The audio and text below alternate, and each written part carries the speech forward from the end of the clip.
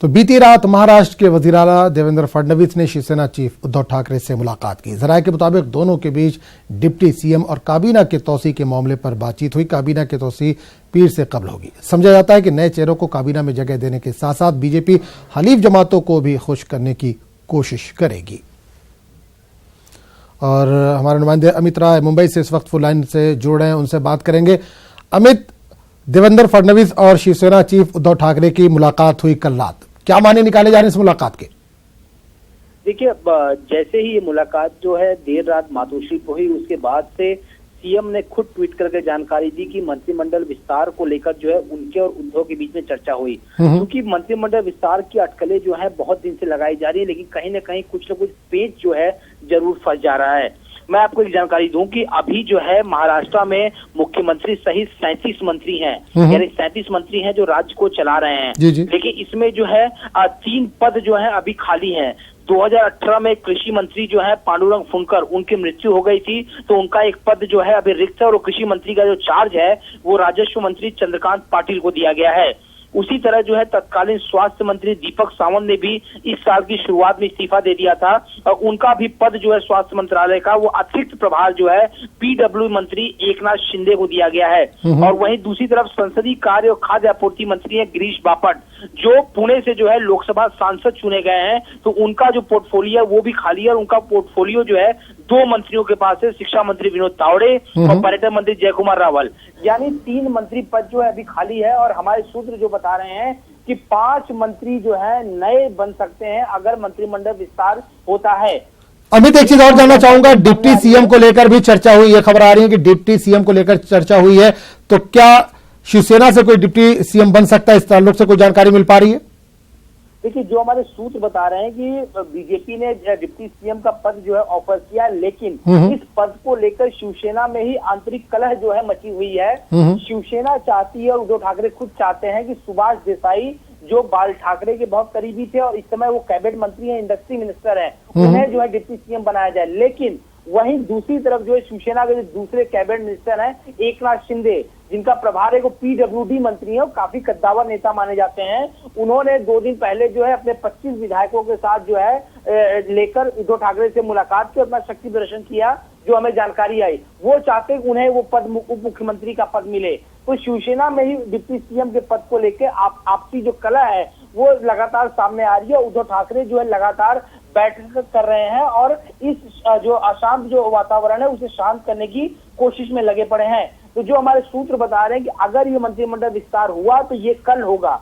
क्यों कल होगा? क्योंकि सोमवार से जो है यानी 17 तारीख से महाराष्ट्र सरकार का मानसून अधिवेशन शुरू हो रहा है। तो जो अटकलें लगाई जा रही है कि अगर मंत्रिमंडल विस्तार होता है तो शायद कल हो सकता है, या तो हर बार की तरह इस बार भी ये टल सकता है। अब देखना ये होगा कि क्या कल ये विस्तार होता है, क्योंकि कल हमने देखा कि मुख्यमंत्री देवेंद्र फडणवीस ने राज्यपाल विद्यासागर राव से भी मुलाकात की। जो हमारे सूत्र बता रहे थे कि शायद मंत्रिमंडल विस्तार को लेकर भी उनसे भी चर्चा हुई। उसके बाद देर रात जो है उद्धव से मुलाकात हुई सीएम की। तो ये सारी जो सुगबुगाहट है, ये लग रहा है कि शायद मंत्रिमंडल विस्तार होगा, लेकिन आपसी कलह जो है खत्म हो जाएगी, तभी ये विस्तार हो सकता है। क्योंकि हमने ये देखा था कि लोकसभा चुनाव जो अभी हुए, बीजेपी के बाद सबसे बड़ी पार्टी एनडीए में उभर कर उतरी वो है शिवसेना। शिवसेना के 18 सांसद जो है चुनकर आए और कल हम देख रहे हैं, कल उद्धव ठाकरे अपने नवनिर्वाचित 18 सांसदों के साथ अयोध्या भी जाने वाले हैं। ये सारी जो सुगबुगाहट है महाराष्ट्र की राजनीति जो है प्रेशर बनाने बिल्कुल गर्मा चुकी है। बिल्कुल बिल्कुल। एक चीज और जानना चाहेंगे कि जो आपने बताया कि जो सीटें खाली पड़ी हैं, जिनको जो रिक्त पड़ी हैं भरना है, तो क्या उसमें शिवसेना को ही सारी सीटें जानी है या बीजेपी कोटे से भी कोई बनेगा मंत्री? देखिए, इसमें 2-3 चीजें निकल सामने आई। जो 3 सीटें खाली हैं उसमें से जो एक जो स्वास्थ्य मंत्री का पद था, जो तत्कालीन मंत्री दीपक सावंत, वो शिवसेना के कोटे से मंत्री बने थे, जबकि गिरीश बापट जो अब सांसद बन गए वो बीजेपी कोटे से थे। अब पांडुरंग फुंकर भी बीजेपी कोटे से थे। तो ये जो खबरें आ रही 5 नए मंत्री बन सकते हैं, उसमें जो है 2 से 3 मंत्री जो है वो शिवसेना के बन सकते हैं। एक और महत्वपूर्ण बात मैं आपको बताना चाहूंगा कि राधा कृष्ण विखे पाटिल जो विरोधी पक्ष नेता थे कांग्रेस के, वो अब बीजेपी में शामिल हो रहे हैं, क्योंकि उनके बेटे को जो है ये डॉक्टर सुजय पाटिल को अहमदनगर से लोकसभा का टिकट दिया गया था और वो सांसद चुने जा चुके हैं, वो जीत चुके हैं। इसके बाद राधा कृष्ण विखे पाटिल ने विरोधी पक्ष नेता और कांग्रेस पार्टी से इस्तीफा दे दिया। उनका लगातार बैठकों का दौर जारी है और जो हमारे सूत्र बता रहे हैं वो भी कैबिनेट मंत्री चाहते हैं। वो चाहते हैं कि उन्हें राजस्व मंत्रालय मिले जो इस समय चंद्रकांत पाटिल के पास है, लेकिन देवेंद्र फडणवीस उन्हें कृषि मंत्रालय देना चाहते हैं। तो जिस तरह से दूसरे पार्टी के नेताओं को बीजेपी में शामिल किया जा रहा है, तो बीजेपी के अंदर के जो नेता हैं उनमें भी खलबली मच गई है कि हम लगातार मेहनत कर रहे हैं और पार्टी जो है दूसरे नेताओं को लेकर सामने आ रही है। तो मंत्रिमंडल विस्तार में जो है बहुत सारी अटकलें जो है तेज हो गई हैं। अब जो मंत्री पद खाली है, जो 3 मंत्री पद खाली है, जो आपने बताया, अब उसमें कितने शिवसेना कोटे जा सकते हैं, कितने बीजेपी से, ये अभी अटकलों का दौर जारी है। क्योंकि शिवसेना बीजेपी के साथ उन लोगों को भी खुश करना है जिसको आप कांग्रेस एनसीपी से तोड़ के अपने साथ लाए। जी जी, बिल्कुल। अमित, एक चीज और जानना चाहेंगे, विधानसभा चुनाव बहुत ज्यादा दूर नहीं है महाराष्ट्र में, तो ये जो मंत्रिमंडल में विस्तार हो रहा है कितना अहम माना जा रहा है चुनाव को देखते हुए? देखिए, निश्चित तौर पे ये अहम है। 4 महीने जो है लगभग चुनाव को बाकी है। अक्टूबर में चुनाव होना है, जो जानकारी निकल के सामने आ रही है। जी जी। और ये जो सेशन होने वाला है, मानसून अधिवेशन, ये इस सरकार का आखिरी सत्र होगा।